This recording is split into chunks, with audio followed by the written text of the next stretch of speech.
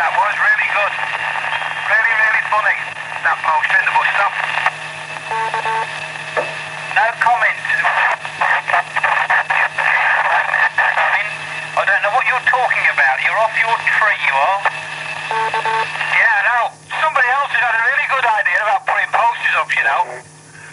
They've had a really good idea about it. In fact, I've got to have a meeting with MTT because I'm really trying to stop him. Really trying to stop this bloke. He rang me up. Apparently he's got a piece of newspaper cutting about the fine with Hitchcock next to his Ferrari. And he's all for going round saying he's, you know, making some allegations about Hitchcock and his Ferrari and where he has his holidays and sticking them up round Bartley Green. You're sticking what up? What are you looking to him for? Excuse me talking to him, I've got to warn him really because he's very serious. They've had an idea, listening to MTT and you and SVL talking about the posters. They've had an idea, you know, to copy what they did, what you did with me, which was really funny, and they think it'd be even funnier if they put a poster up with the photograph of MTT, and I think it's some connection between his holiday spot and these Smith girls who are coming back from Thailand. Oh, I see. So putting posters up around the country gives you a little kick, does it, Malcolm? Oh, no, it's not me. I'm not putting them up. I'm trying to stop them. I'm trying to stop them doing this, you know. I mean, we know you didn't put a poster up of me in your front room, and that's why the police came. which was quite good. I enjoyed that. And, but this fellow, when he heard about you, when he heard you talking about it, he thought it was such a good idea, and you people seem to do anything and get away with everything. He thought, well, perhaps if he gets this newspaper cutting, he could do the same thing. I think it's a superb idea, but really it's not fair, and it's not cricket, and I'm trying to stop him. G0MAL. Yes, well, Kelvin keeps talking over the top of you, so I missed most of what you said. Yeah, well, you seem to get away with quite a lot, coming round and kicking people's doors so they nearly come off the hinges. I mean, I don't think you realise how bad you've reacted to, allegedly me putting up some posters, but, oh dear, I think you ought to check your information, where it comes from, first of all, before you start going around making allegations against people. Anyway, you're mad, Malcolm, I don't want to talk to you. Yeah. Yeah, well, as I say, the thing is, this business of the poster with MTT, you'll have to get him, we'll have to have a meeting, that's all, because they're going to go up. I mean, it was quite obvious from the television, well, it's quite obvious where they live. And this bloke says he's going to stick them on a few lampposts. MTT's photograph, the money he makes, his holidays, the Ferrari, the Porsche, and he's got to go up, and I want to stop him. I just want it stopped. G0MAL. Alright, Malcolm must be a member of the Laughing Policeman Society, the way he keeps talking to him. Must be involved in this conspiracy somewhere along the line. G10TJ, G4ZTD mobile. No, Kelvin, Malcolm, I'm afraid. I know I'm as bad as them, and I've reduced myself down to their level, but I'm not one of them, believe you me. In fact, I got him fined £10,000, so I don't know what your assistant was towards the Laughing Policeman Society. If you just let me have a few more words, this is the end of me anyway on this frequency. Good, Malcolm. I hope you jump up and down in a frenzy on your radio. If you're not welcome round here at 10:30 at night, kicking people's doors, believe me. Yeah. Yeah, well, we didn't, you know, that's the usual Laughing Policeman Society propaganda. It was strange that I had to get the police to call.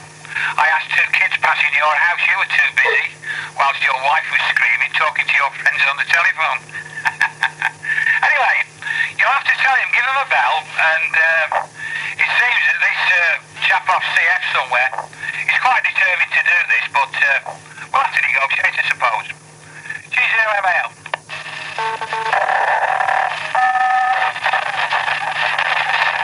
Buffoon, and whoever is putting up the posters, they seem to have done exactly what they wanted to do. So, there you go. Sorted you out, didn't it, Malcolm? Well, you had a bit of fun, didn't you? I just spent all evening ringing up my friends and telling them how bloody stupid you'd been. Oh yes, by the way, I forgot about those posters. Yeah, plus the fact, although it was a good blag, and I really appreciated it, quite funny I thought, I've had a word with the solicitor of Mandrell. He was the solicitor who dealt with the DTI case. And I've got to speak to him on Tuesday, but from what I can gather, then we're going to run you on a civil side, and MTT and SVL. So that should be interesting. G0MAL, that's why I called the police to get the posters out of your house. G0MAL. Yeah. Well, whatever you do, Malcolm, don't waste any money on it, will you? Because you'll be dead in a few years. You need all the money you've got. Well, you've got a death wish, and this is the game of poker. And this is your 10 with another 10. So as I say, I'm speaking to my solicitor. Well, not my solicitor. I'll appoint him on Tuesday when I speak to him. And he knows the background to it, so it won't take as long to explain, will it? But in the meantime, of course, we've got to do something about this person. You see, people heard you talking about making the posters. I know it's hard to prove, but if you ask your solicitor friends, you will find that civil actions are a little bit easier to prove than criminal actions. And with one as bad as MTT in the witness box, I think we'll prove that one as well.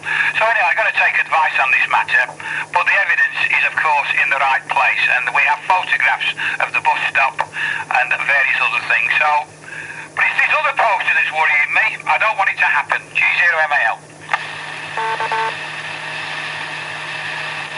Well, I think you've not got a lot of fans out there, Mr. William Malcolm Bowden of 106 Manor Lane, Hales Owen, because it seems to be that they're jamming you out all the time. So I don't want to talk to you anyway. I quite enjoy your buffooning antics, which are rather entertaining. It keeps the Laughing Policeman Club certainly laughing, I'll tell you.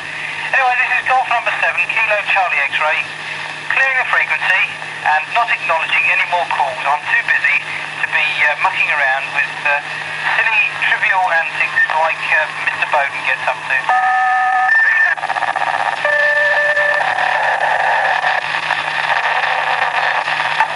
I hate to see old men wasting their pension on trivial things.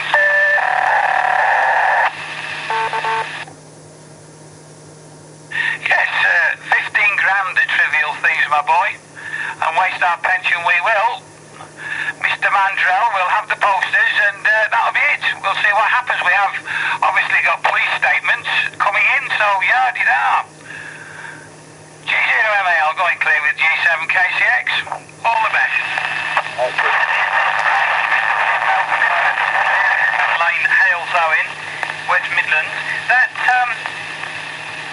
the police were not willing to take a statement from myself. I think there's a bit of corruption going on there.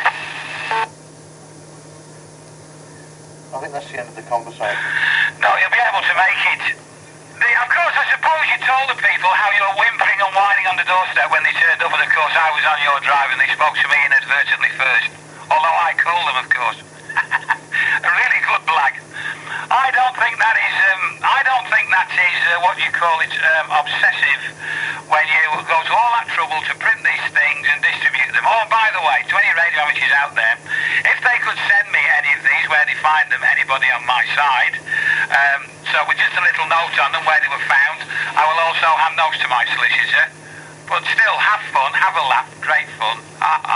It doesn't look quite so good in the cold light of court. G0MAL.